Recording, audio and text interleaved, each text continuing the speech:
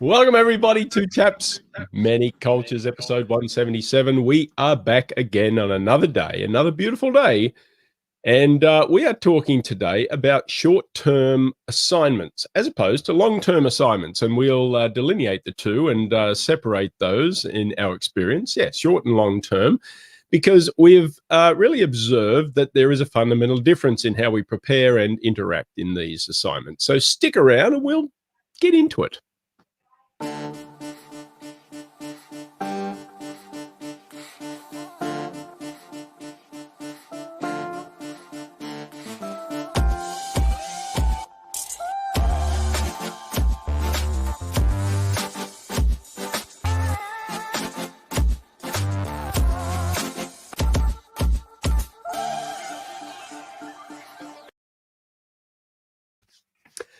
Yes, welcome back. The show, the number one show, global show, the number one global show, daily show of the business of culture and the culture of business. We could add more superlatives to this if we really tried, couldn't we?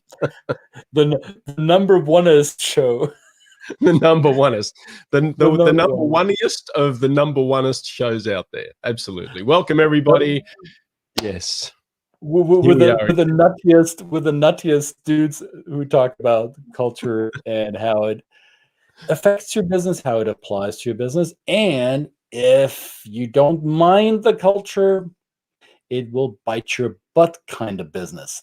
So that's why we're doing this. We're not, I mean, we're doing this for shits and giggles too. That's for sure. And yet we know that if you don't pay attention to these little things, they will affect your business in a way that you don't want to. So rather talk about it now and prepare for what's to come in global business than trying to piecemeal it back together after the thing broke, right? Absolutely. I'm being a bit extreme in my assessment here. Absolutely.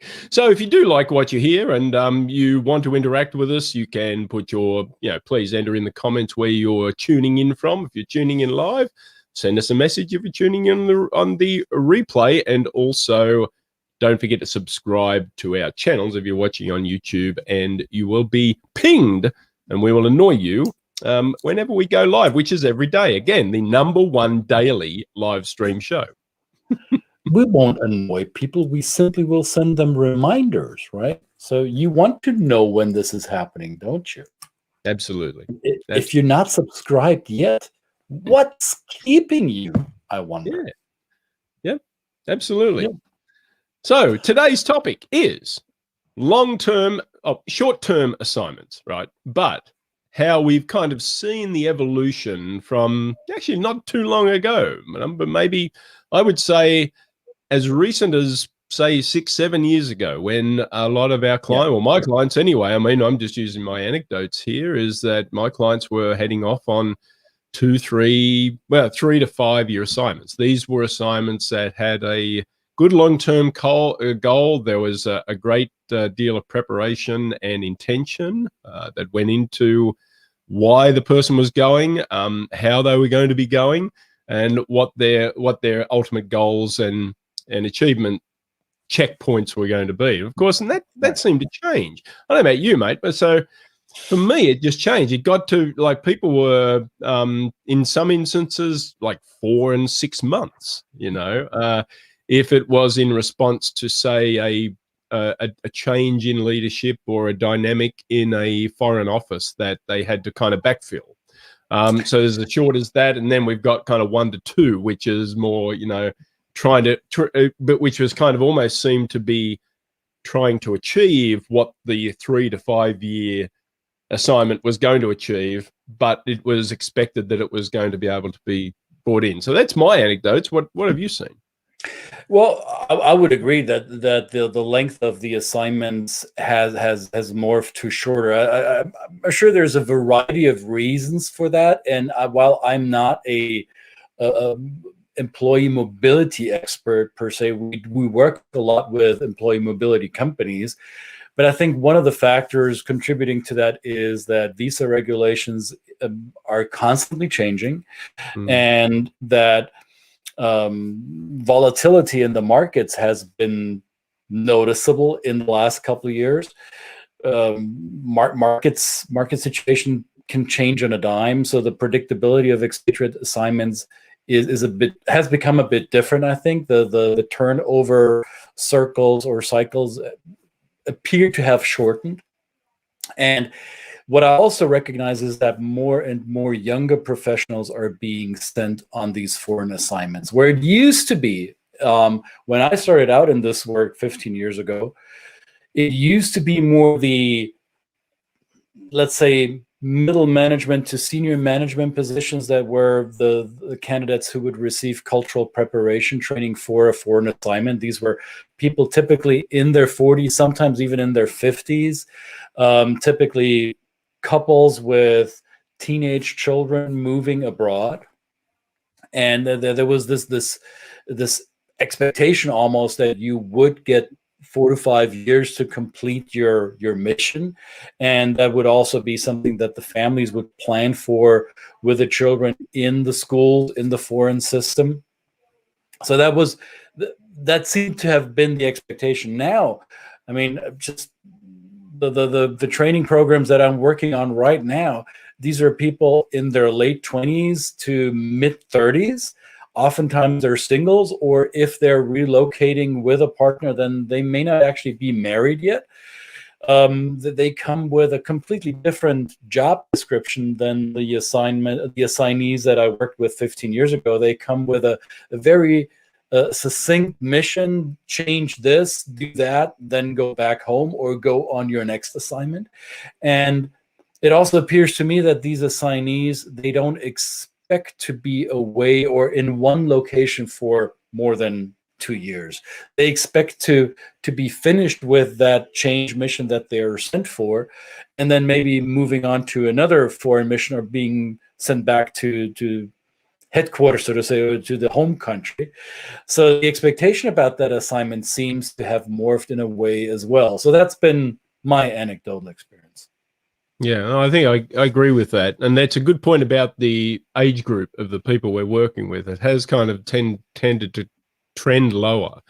And so I think in this case, does that mean that a short-term assignment is easier? Is it viewed easier? And I guess in some cases, it might be the rationale. And again, these are anecdotes where we haven't really, probably worth digging into in a deeper way in terms of strategically for different companies. But the idea that perhaps a shorter term assignment is easier, there is that perception, so that you can perhaps just kind of jump in, jump out, do what you need to do. You're a younger person, you've got kind of more resources, you're quicker off the mark, you're more agile, you're more open to ambiguity and change.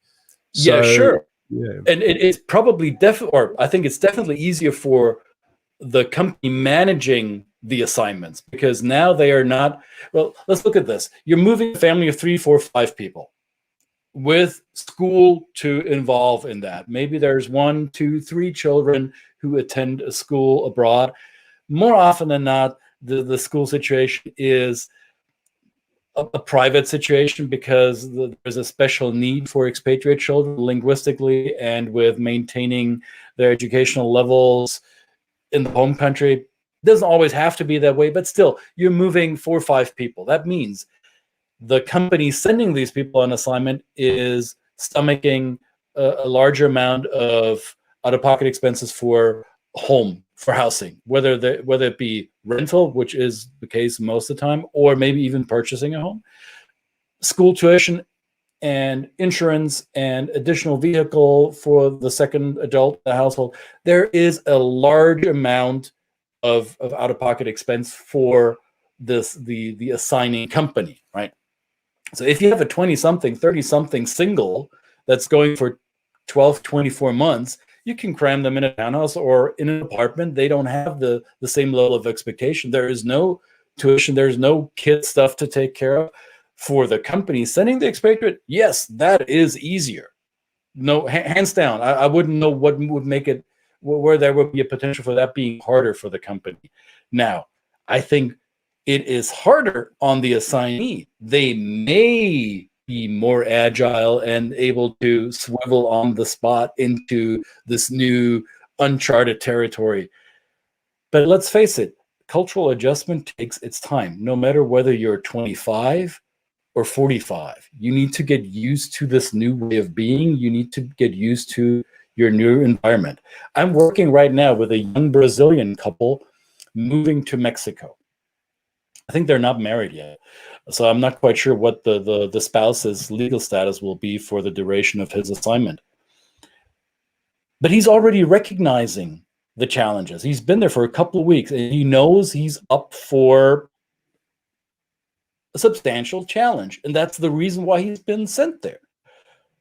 That doesn't make it easier for him because it's a 2-year assignment versus a 4 or 5-year assignment. He needs to get the job done in that short window. How do you get up to speed in that new environment? That, I think, while the company might be saving money or resources, the assignee, the task for them, I think, gets a little bit harder in the short assignment. That's my experience. How do you feel about that? Yeah, I think so. And here's where we're kind of digging into this topic through the terms of maybe a 3-step plan. Maybe there's the beginning, there's the preparation for, which is fundamentally different than it is for a longer term assignment. So whereas a longer term assignment, you have kind of maybe a longer runway to build credibility, establish connections, maybe learn a little bit of the language, the local language, so that you can understand some of the contextual vernacular that might be used in the office setting. But that's obviously not going to take place if you're in a pretty short period of time. So this is kind of work that you can do beforehand, assuming that you've got some notice and you have perhaps maybe, at least 2 or 3 months to think about and prepare for. So that's the time. That's an important part of your preparation, where you have to intentionally reach out to perhaps any key people that you can identify in the office that you're going to, that you can establish a close relationship with, that can give you a little bit of an insight into how to best prepare. Perhaps identifying in your company people who have had an expat experience in that country. May not even be in your company, it might be in another company, but using that as a bit of a touchstone. Establishing kind of what is going to be your exact place in the hierarchy, if it is a hierarchical structure that you're going into. Is it, or it could be the other way, you're coming from a hierarchical structure and you're going into a very flat structure in the organization. So therefore you have to learn and adapt to those styles. So this is kind of work that you will have to do and invest in yourself ahead of time. We would hope that cultural training would play a part of that, because this is actually a great way to identify those questions or answer those questions for yourself as you're preparing into these new cultures. So that's just kind of 1 or 2 little tips that we would really stress on the clients, to say this stuff you have to do now. You've only got 18 months or 2 years in the country. Believe me, you are going to not have time to do this when you get there, or it is going to be a very short period of time, and you're going to make mistakes as you get there. So that's just 1 or 2 things. There's obviously more, but this is important. It is not about sitting back and like you might feel you've got enough to do anyway. You've already, you've got to kind of make arrangements for what's going to happen while you're away and all those kind of things. So it can be kind of a very stressful time of excited anticipation versus ultimate dread of what the hell am I getting myself into. Well, and I think there's a potential trap here, right? So you're a mobility manager, you're a human resources person that is your touch point within the organization, managing all the aspects of your relocation to that foreign destination. They may think, well, whatever, it's only a 2-year assignment, you'll be able to handle that. We can basically shoestring much of that, and we've done that before. And sometimes your global mobility manager is also coming from a mindset of, back in the day we did 4 to 5 years and that was a logistic blah blah blah, and now we're doing this and so much easier. There's a trap you could easily fall into. The trap being that my company's taking care of me and I just need to get there, which, as Brett just outlined, is a fallacy. If you know you're going on a short-term assignment, you want to do as much homework as possible before you go. If there is a foreign language you need to brush up on or improve on, take the time that's available to you now. Whether that's only 4 weeks or 4 months or longer, doesn't matter. Start now. Do not delay that until you're in country. Trust me, you're not going to have the time to do it because you're there for 2 years for a reason, because your company expects you to crank it out in 2 years. There won't be much time left. Your brain is going to be on overload from day one. So the sooner you can start on that process, on brushing up on that language that you need to be more functional at the foreign destination, do it by whatever means available to you. And whether that's a lump sum you get from your company, then dedicate a certain portion of that to your language support. If your company's offering you a formal language learning tool, whatever resource, get that scheduled. Don't let that slip. Trust me. We've seen it so many times, and people come back after their assignment, no matter how long it was, they come home and they all say, I wish I had started with a language learning sooner. Yeah, absolutely. You don't want to be that guy. You don't want to be that person. You don't. Well, no. I mean, you can be you, but don't be that person. Right? Yeah, that's exactly. So, and then of course you get there, and as Christian says, you are really hitting the ground running, and this is a really crucial time. So you may not have had the ability to build, you don't have the runway, as we said before, to build credibility. So getting very, very, again, building on any connections you've been able to make ahead of time, establishing a housing situation that hopefully feels that you can make it feel like home. Right. Because short-term assignments, as we referenced before, you could go into a temporary living arrangement and corporate housing, which will always feel like a hotel, and whatever accoutrements you can take with you for those short period of time to make it at least homely for you is important. So that's a personal thing that we always talk about being important for your own well-being, that space away from the office, because short-term assignments can tend to be overwhelming for the damage it can do to life-work balance. Right. I'm here for a short time. I've got very, very stringent goals and goalposts to get to, different checkpoints along which the timeline has dictated my success. And so therefore that you find yourself usually pretty quickly behind time already. So you're constantly catching up with things. So yeah, these are just very strategic things you have to do on the ground, and you can use local networks. We often refer to internet organizations like Internations, even LinkedIn. LinkedIn's a great tool for professional networks and things like this to reach out to local people. So you're kind of you're still using your professional skills and networking but it's outside of your company, so that you can. It doesn't feel like you're at work every day. Yeah, and I would also go, if there's something of that nature, use the bilateral chambers or any type of reciprocal economic development bodies that you can plug into. They tend to be great networking pools. What you definitely want to do, and no matter where in the world you are from, and no matter where in the world you're going, if you don't have a pool of experienced expatriates or repatriates within your own company, look for somebody that is familiar with the situation on the ground. It could be a fellow expat with another company, could be somebody that you find via those networks that we mentioned, Internations, bilateral chambers, whatever it might be. Find what I would call a cultural mentor. There is one right there.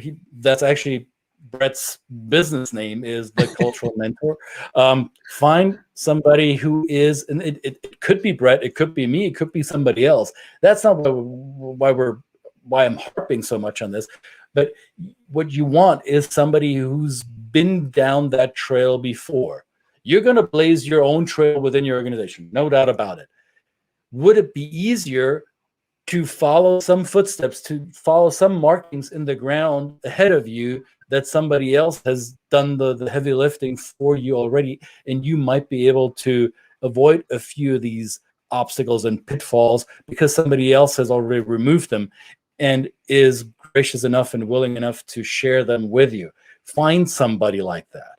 And if your company is not able to do that because you're the first one they're sending, or because they don't know anyone out there, let that not be your excuse to stop looking for that. There's other avenues.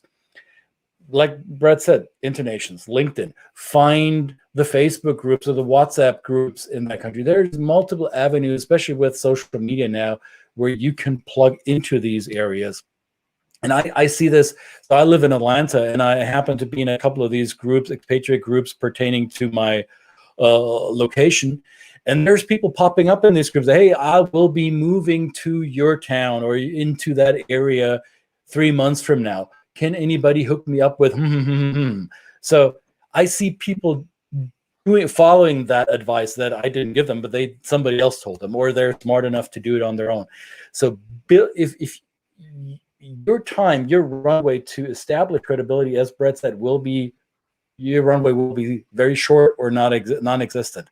So find other avenues to establish it. If you have someone that is on the ground and can be your cultural mentor, that will buy you the credibility. You can borrow that credibility. You can serve on the coattails of that person's credibility. And that will help you establish your own network in a much shorter period. It may sound a little bit, old guys talking about. Guess why we're talking about this? Because we've been through this before. So not rocket science. However, if you don't do it, it's going to bite you in the butt. Trust me. Yeah. That person can be your eyes and ears too, especially if there is a language barrier. They can be a really important interlocutor between you and the local culture. But they can also give you, building trust with that person or those people can also give you an insight into the local perspective of the office that you've come from.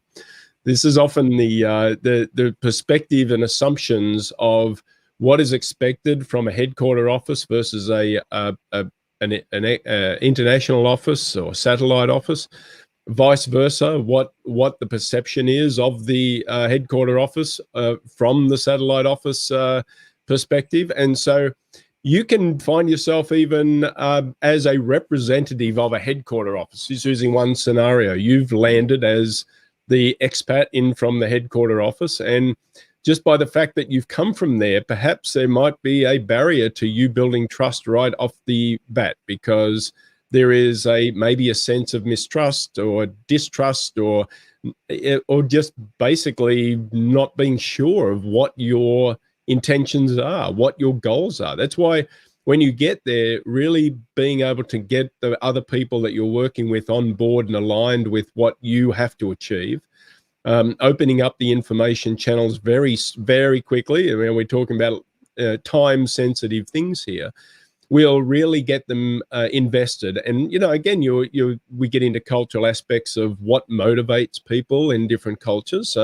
Some cultures are motivated by just plain old, how big is a check, Others are you a part of the team? Are you part of the bigger picture and that kind of thing? So establishing and getting some knowledge and understanding about what that situation and dynamic is on the ground is really vitally important. And I would say that, these are not insurmountable challenges. They are challenges, but they are a good opportunity to build a muscle very quickly, which can then be deployed and exercised in an ongoing basis, even after the assignment. This is the key, is that a short-term assignment can still do as much to check that box for an organization to say, here's somebody who's gone off and done an assignment and had that experience. But now you've got to also be able to keep a good record of why is that experience been effective for you and how can you deploy it? And then we get into the repatriation process. So repatriation process, I mean, I guess it would be a little, some people say it's more difficult if you've gone from 5 to 6 or 7 years as opposed to 2 years. But it doesn't mean it's easier. It's just a different dynamic. There's a different set of circumstances that are in play. And is it really? Because you and I, we both work with these let's call them short-termers or mid-termers, whatever the terminology is. Let's say a 2-year assignment. A lot of the people that you and I work with independently on 2-year assignments, they don't go back home after the 2 years are up. So the repatriation may happen at a later point. Many of these younger 2-year, 1 year, 18 months assignments, they are moving onward to another destination. You and I, we just recently worked with another Brazilian couple who spent time in the US and is now being moved on to Germany, right? Yeah. That happens more often than you might think. There's a lot of these serial expatriates that go on assignment after assignment because they're in a situation where they're fairly youngish and they think, well, we're too young to settle down, or I'm too young to settle down at this point. Let's tack on another one. My company's offering me that opportunity, or I got hired by another company. They see what I did here and now they're sending me off there. So depending on the season in life that a short-term assignee is in, they may not even be ready yet to go, or their company may not feel that it's time for them to be repatriated. They want to, quote unquote, milk the expertise of that young professional as long as possible, and and take advantage of their agility and, let's say, unattachedness, right? And so the short-term assignment may come with a benefit that you'll have another short-term assignment coming after that right away. Well, this gets into, like, how often do we see people who haven't traveled maybe for a good part of their life, and then they're all of a sudden exposed to the opportunity to travel, and then they get the bug, right? We call it the travel bug. And I think, as just listening to you speak there's that potential that a short-term assignment, especially if you feel, and I think it's invariable, I'm pretty sure that if we speak to most of our assignees that we work with that have done this process, there is a good degree of them who will say, well, I achieved probably about 75% of what I set out to do. So, and that may be professional, but it may also be personal, and it may be related to travel and so on and so forth. So that's a different aspect, as opposed to a kind of maybe a longer haul expat assignment where you feel like, okay, well, I've been away 5 to 7 or 8 years and that was great. I've really done everything I've needed to do. I've established myself as a global leader. Now I'm happy to go home, and I'm happy to settle back home and return to the nest. But short-term assignment can trigger quite a dynamic of, as you say, the serial expat that basically is off all over the place and never finds a home. And of course, if you then through that process are in the middle of having children with your partner, and you're just recently worked with a couple who's got 4 children, and 2 are born in one country and the other 2 are born in 2 other countries. I mean, and this is a very, very multicultural family that have children born in all these countries around the world. So, and they've really enjoyed the process, right? It's been a wonderful adventure. And come on, said, this sounds like it's an exemption almost. Right? No, right? It's not. Yeah. The most of the clients that I've worked with over the last 15 years, that their stories are very similar to what you just outlined. I'm thinking of a young family from Italy, the couple are from different parts of Italy, moved to China. Their son was born in Italy, but was still in diapers as they moved to China, went to international school in China, then moved to the US, and then they adopted a child in the US. And now their assignment, they have a follow-up assignment on the other coast. So they're moving from the East Coast to the West Coast, follow-up assignment.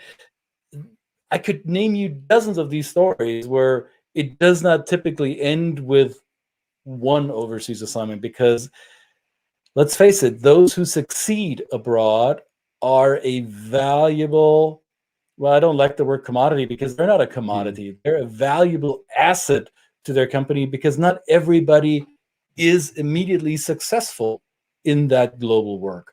And the reason why some are, sure, they're predisposed to a certain degree. I would argue those who truly succeed in global work, they have given the opportunity and the resources and use their talent to build on their cultural competence. Whether that is via the help of people like Brett or myself or somebody else, they continuously work on that, and they recognize the relevance and importance of that. And the ones that don't succeed are those who think they can continue doing abroad what they've been doing at home until they realize that only gets them this far. That's right. So that's it. Right. That's, you know, for what it's worth, that's our observation, our anecdotal observation of, and yes, we could probably tell stories all day. Maybe there's a book. Maybe there's a Two Chaps, Many Cultures book in the, I don't know, but we could. Oh boy, some of these stories. Let's get started on that. The stories are wonderful, right? I mean, they really are a rich resource of just experience where you can pass it on, and we continue to pass these stories on to the clients we use.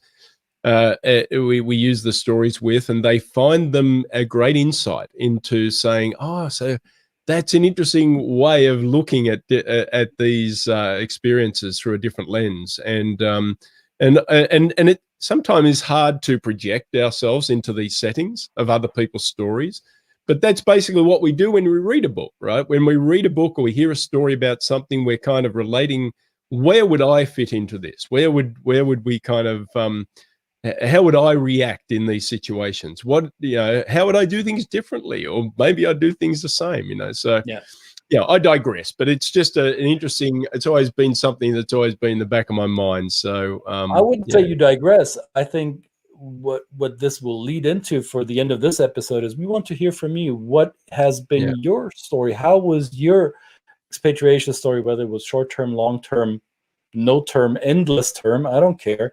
What was your experience?